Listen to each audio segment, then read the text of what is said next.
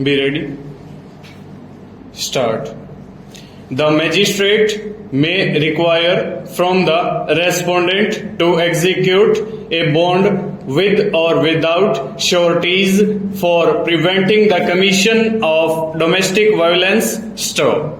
Upon the failure on the part of the respondent to make payment in terms of the order under subsection bracket 1, the magistrate may direct the employer or a debtor of the respondent to directly pay to the aggrieved person or to deposit with the court a portion of the wages or salaries or debt due to or accrued to the credit of the respondent, which amount may be adjusted towards the monetary relief payable by the respondent. Stanza.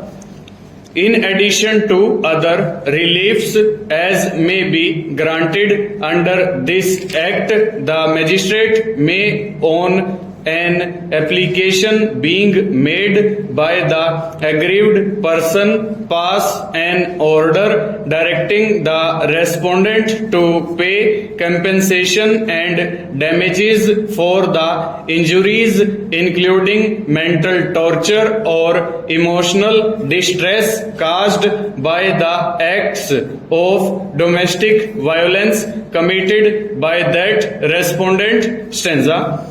The trial court, having noticed the provisions of PWD Act 2005 and the fact that the appellant wife was prevented by the respondent husband to enter the matrimonial house even after the order passed by the subordinate judge granted protection under section 18 with further direction to the respondent husband under section 19 to allow the appellant wife to enter in the shared household and not to disturb the possession of the appellant wife and to pay maintenance of rupees 2000 per month to meet her medical expenses, food and other expenses. Stop. However, no compensation or damages was granted in favor of the appellant wife. Stop.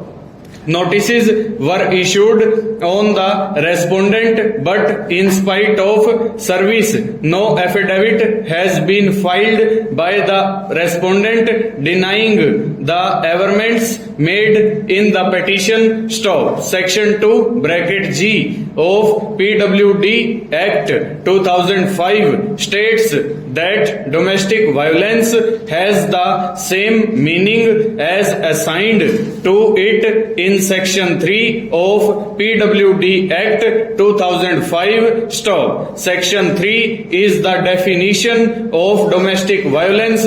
Stop. Close bracket 4 small I of Section 3 relates to economic abuse, which includes prohibition or restriction to continued access to resources or facilities which the aggrieved person is entitled to use or enjoy by virtue of the domestic relationship, including access to the shared household as evident from clause bracket C of section 3 bracket 4 small I. Stop. In the present case, in view of the fact that even after the order passed by the subordinate judge, the respondent husband has not allowed the appellant wife to reside in the shared household matrimonial house, we hold that there is a continuance of domestic violence committed by the respondent husband. Full stop.